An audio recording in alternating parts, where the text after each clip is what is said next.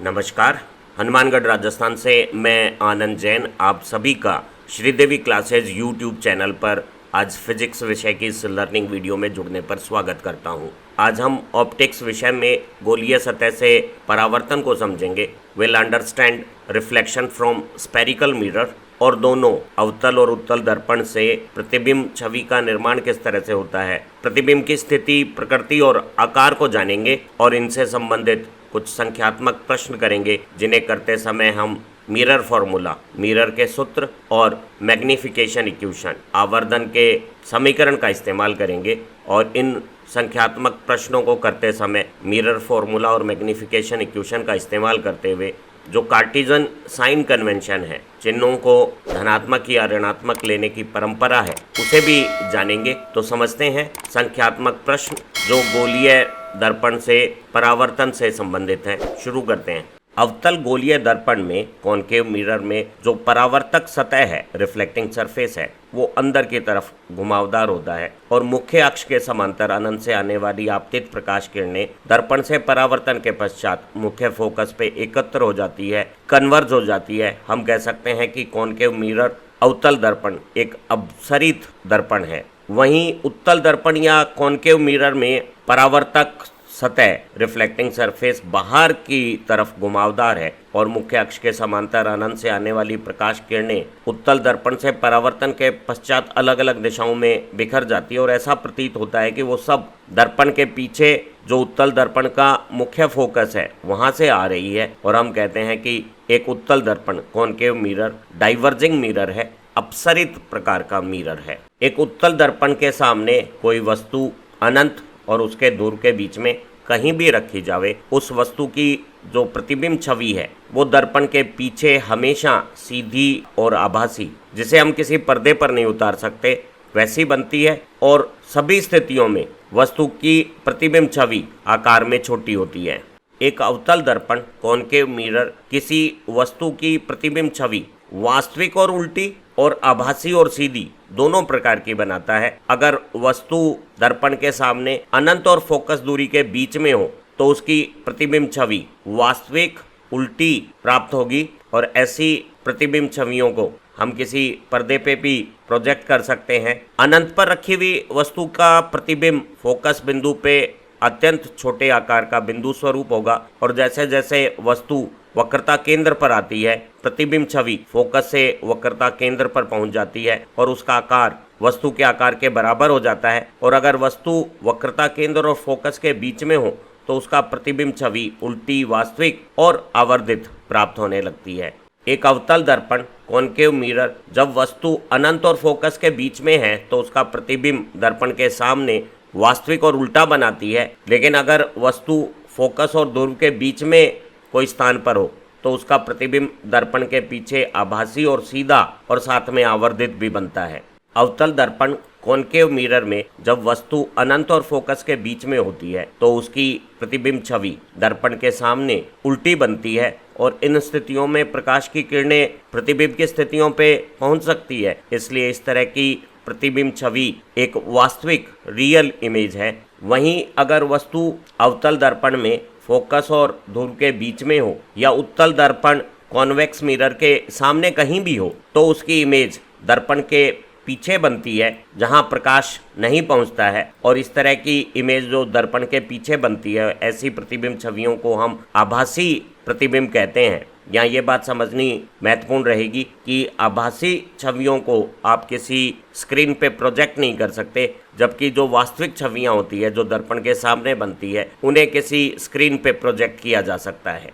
एक वस्तु को चाहे अवतल दर्पण या उत्तल दर्पण के सामने कहीं भी रखें, उसकी जो प्रतिबिंब छवि बनती है उसकी दर्पण के ध्रुव से क्या दूरी और स्थिति होगी, उसे ज्ञात करने के लिए हम मिरर सूत्र का इस्तेमाल कर सकते हैं। और एक गोलीय दर्पण के लिए जो सूत्र है वो बताता है कि दर्पण से वस्तु या बिंब की दूरी u, प्रतिबिंब की दूरी दर्पण से v और दर्पण का मुख्य फोकस की दूरी f के व्युत्क्रम इस प्रकार संबंधित हैं कि 1/u + 1/v is equal to 1/f, जहाँ u दर्पण के ध्रुव से वस्तु की दूरी है, v प्रतिबिंब छवि की दर्पण के ध्रुव से दूरी है और F दर्पण के मुख्य फोकस की दर्पण के ध्रुव से दूरी है। यहाँ ये तीनों U, V और F दूरियां एक ही लंबाई की इकाई में होनी चाहिए। तीनों को हम मीटर ले सकते हैं और तीनों को कोई दूसरी लंबाई की इकाई सेंटीमीटर भी ले सकते हैं। और इस सूत्र से U, V और F में से अगर हमें 2 मालूम हो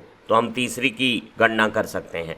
एक गोलीय दर्पण में प्रतिबिंब छवि की आकृति और आकार वस्तु के आकार से कितना गुना हुआ है उसे हम एक आवर्धन समीकरण से ज्ञात कर सकते हैं और ये भी पता कर सकते हैं कि वस्तु की छवि वस्तु से उल्टी है या वस्तु के अनुसार ही सीधी है। तो हम दोनों बातें, वस्तु में आकार में कितना परिवर्तन हुआ है और उसकी आकृति सीधी है या उल्टी है, उसे आवर्धन समीकरण से ज्ञात कर सकते हैं। और एक दर्पण में आवर्धन गुणांक इमेज प्रतिबिंब की ऊंचाई और ऑब्जेक्ट वस्तु की ऊंचाई का अनुपात है और ये प्रतिबिंब की दर्पण से दूरी और वस्तु की बिंब की दर्पण से दूरी के अनुपात के ऋणात्मक मान के बराबर है, जैसा कि यहाँ इस पीली हाईलाइट में दिखाया हुआ है। तो यहाँ इस पीली हाईलाइट में m आवर्धन गुणांक है जो इमेज प्रतिबिंब की ऊंचाई और ऑब्जेक्ट वस्तु की ऊंचाई का अनुपात है। यदि किसी वस्तु का आवर्धन 1 से कम आता है तो निश्चित है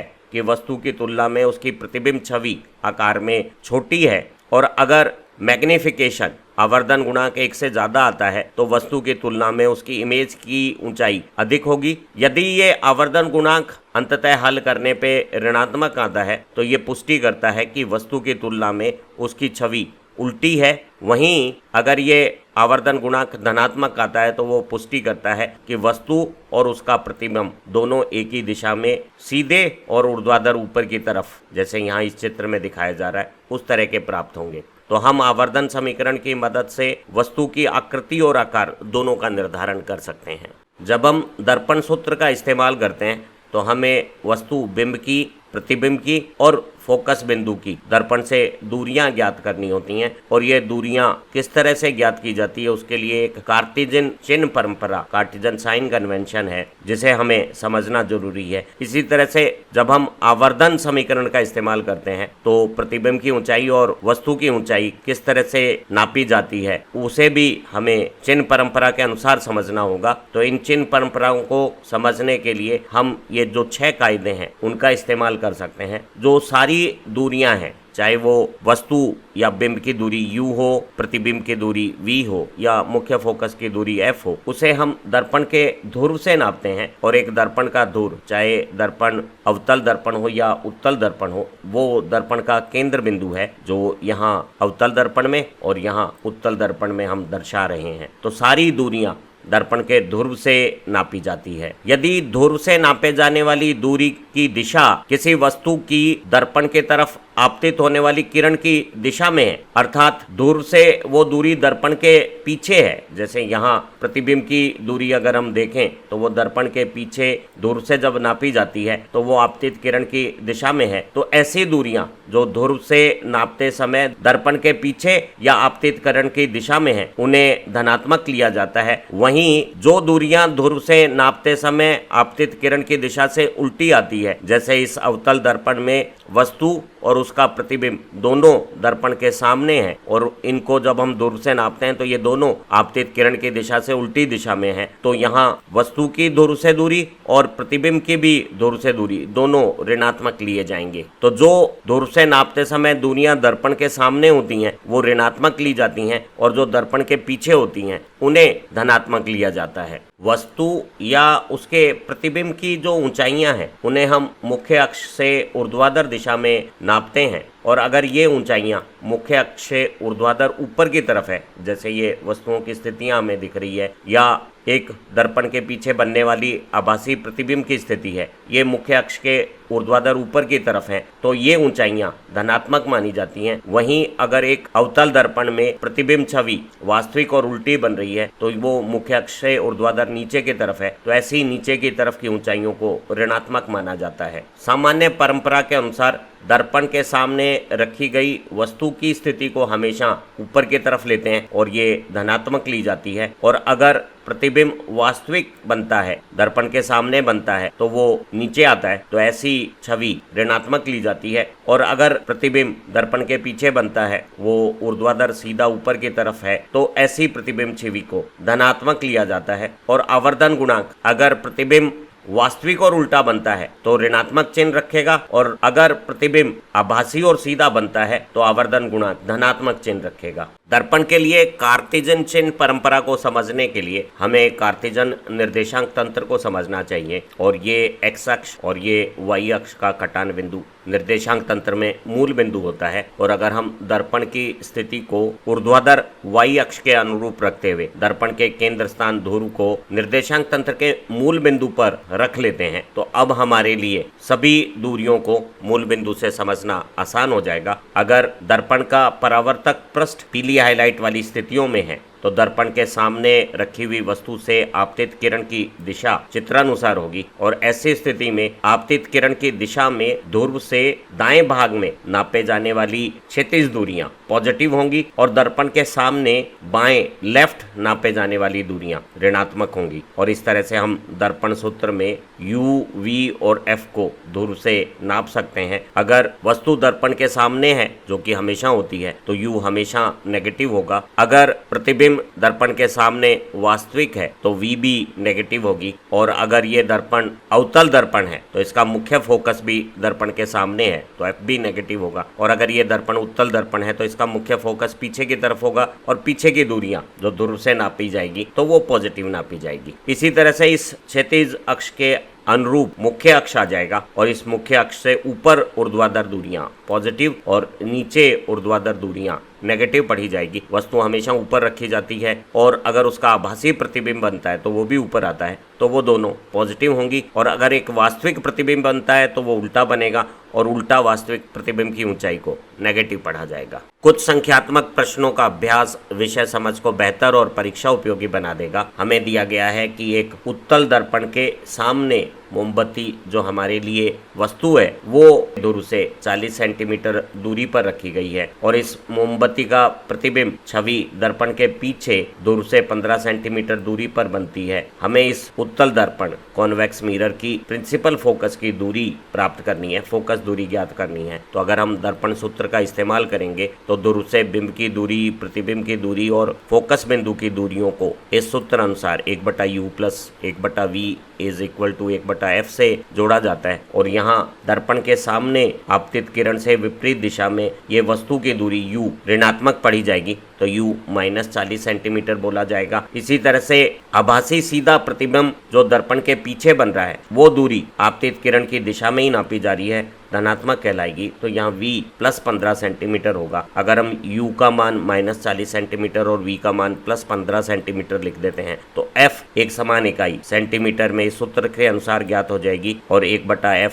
40 और 15 का एलसीएम लघुत्तम 120 आ जाएगा। 40 को 120 बनाने के लिए 3 से गुना करना पड़ेगा, और 15 को 120 बनाने के लिए 8 से गुना करना पड़ेगा, और हल करने पर ये 5/120 1/24 उल्टा करने पे f का मान +24 आया है। +24 का मतलब है कि ये दिशा आपतित किरण की दिशा में दर्पण के पीछे की तरफ है, जैसा चित्र में भी दिखाया जा रहा है। तो इस उत्तल दर्पण का मुख्य फोकस दर्पण के पीछे है, और फोकस दूरी दर्पण के पीछे 24 सेंटीमीटर है। एक 20 सेंटीमीटर वक्रता त्रिज्या का अवतल दर्पण दिया हुआ है, और इस अवतल दर्पण के सामने एक बार वस्तु दर्पण के ध्रुव से 16 सेंटीमीटर दूरी पे है, और दूसरी बार वस्तु दर्पण के ध्रुव से 5 सेंटीमीटर दूरी पर है। और दोनों ही स्थितियों में हमें प्रतिबिंब की स्थिति, प्रकृति और आवर्धन गुणांक की गणना करनी है। तो यहाँ 20 सेंटीमीटर वक्रता त्रिज्या का अर्थ है कि इसकी आदि 10 सेंटीमीटर फोकस दूरी है, और 16 सेंटीमीटर अगर वस्तु की दूरी है तो वस्तु फोकस और वक्रता केंद्र के बीच में रखी हुई है।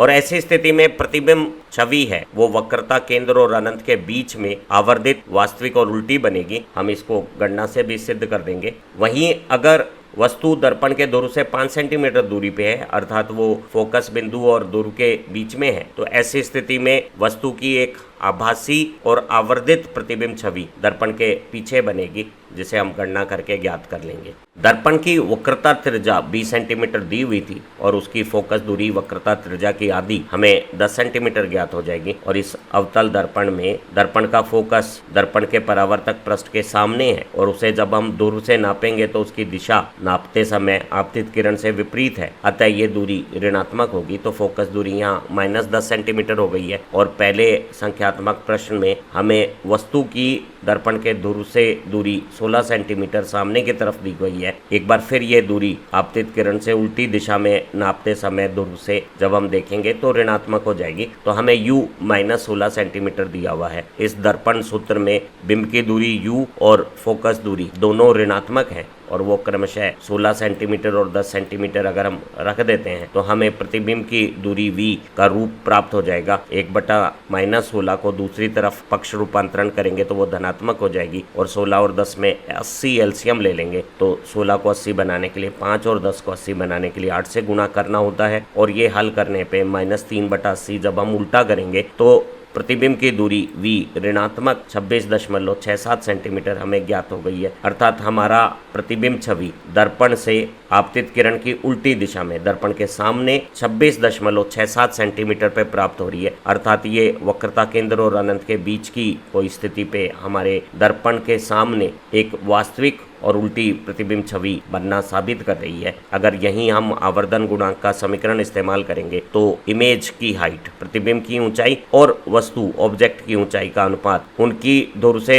दूरियों के अनुपात का ऋणात्मक मान होगा। दोनों दूरियां, वस्तु की दूरी भी और प्रतिबिंब की दूरी भी दर्पण के सामने ऋणात्मक है, जो क्रमशः प्रतिबिंब की दूरी 26.67 गणना से आई है, बिंब की दूरी 16 सेंटीमीटर है। और ऋण चिह्न के साथ अगर हम आवर्धन गुणांक की गणना करें तो वो ऋणात्मक 1.67 आया है, जो बता रहा है कि प्रतिबिंब का आकार या ऊंचाई बिंब के आकार से 1.67 गुना ज्यादा होगी। और ऋण चिन्ह ये बता रहा है कि दोनों की आकृतियां परस्पर उल्टी है, अर्थात प्रतिबिंब आकार में तो बड़ा है लेकिन वो उल्टा और दर्पण के सामने जहां प्रकाश की किरणें पहुंचती है वास्तविक स्वरूप रखता है। और ऐसे प्रतिबिंब को हम किसी स्क्रीन पे प्रोजेक्ट भी कर सकते हैं। इस दूसरे उदाहरण में वस्तु की दर्पण के ध्रुव से दूरी 5 सेंटीमीटर है और ये दूरी दर्पण के सामने आपतित किरण की दिशा से उल्टी दिशा में है, तो ऋणात्मक -5 सेंटीमीटर हो गई है। फोकस दूरी दर्पण के सामने 10 सेंटीमीटर -10 सेंटीमीटर लिखी जाएगी। तो u की जगह -5 और f की जगह -10 सेंटीमीटर इकाई में लिखेंगे तो हमारी प्रतिबिंब की दूरी ध्रुव से v 20 सेंटीमीटर में इस दर्पण सूत्र से ज्ञात हो जाएगी। 1/-5 का पक्ष रूपांतरण करेंगे तो वो धनात्मक हो जाएगी। 10 एलसीएम लेने पे, गणना करने पे 1/v 1/10 है और v का मान 10 और इकाई सेंटीमीटर हमें ज्ञात हो गई है। धनात्मक मान बता रहा है कि ये दर्पण के ध्रुव के दाहिने भाग राइट हैंड में दर्पण के पीछे की तरफ हमें प्राप्त हो रहा है, जैसा कि चित्र से भी स्पष्ट है। और ऐसा प्रतिबिंब आभासी और सीधा, और अगर हम आवर्धन सूत्र का इस्तेमाल करेंगे तो पाएंगे कि आवर्धित हमें प्राप्त हो रहा है। हम आवर्धन गुणांक की गणना कर सकते हैं। आवर्धन गुणांक इमेज प्रतिबिंब की ऊंचाई और वस्तु की ऊंचाई का अनुपात है और ये प्रतिबिंब और बिंब की ध्रुव से दूरियों के अनुपात का ऋणात्मक मान है। हमारी प्रतिबिंब की दूरी दर्पण के पीछे धनात्मक है और बिंब की दूरी दर्पण के सामने ऋणात्मक है, और इस अनुपात को ऋणात्मक करने पर आवर्धन गुणांक का धनात्मक और 2 मान बता रहा है कि प्रतिबिंब बिंब की भांति ही सीधा इरेक्ट ऊर्ध्वाधर ऊपर की तरफ है, और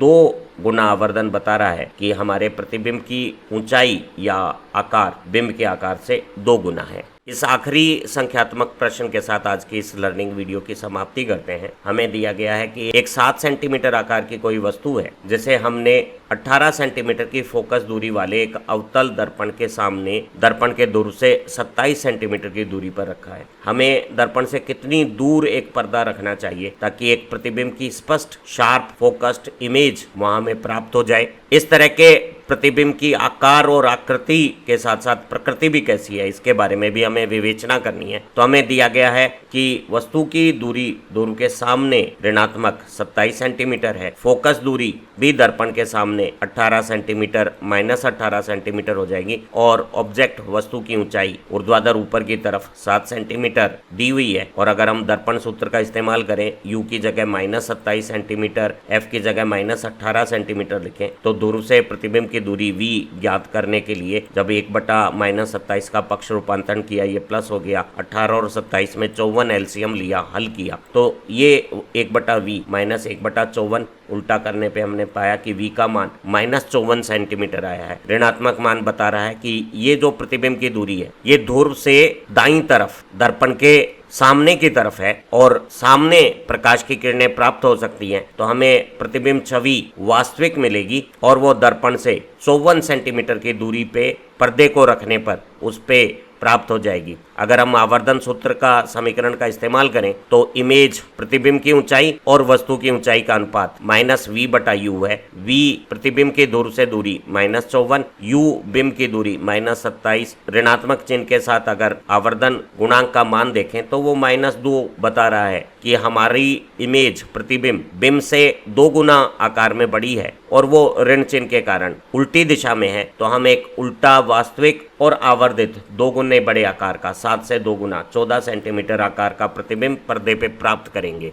इस बेहतरीन ज्ञानवर्धक वीडियो की मदद से आपने दोनों गोलीय दर्पण अवतल और उत्तल दर्पण से प्रतिबिंब छवि का निर्माण किस प्रकार होता है उसे अच्छी तरह से समझ लिया होगा और दोनों दर्पण सूत्र और आवर्धन सूत्र का प्रयोग करते हुए हम चिन्हों को दूरियों के साथ किस तरह से समायोजित करते हैं, जो कार्टेशियन चिन्ह परंपरा है, उसे भी आपने अच्छी तरह से समझ लिया होगा और संख्यात्मक प्रश्न का अभ्यास आपकी विषय समझ को तो बेहतर बना ही चुका है। आप परीक्षाओं में भी अच्छे अंक पाएंगे। आप अच्छा पढ़ें, तरक्की करें। Have nice time. Thank you very much.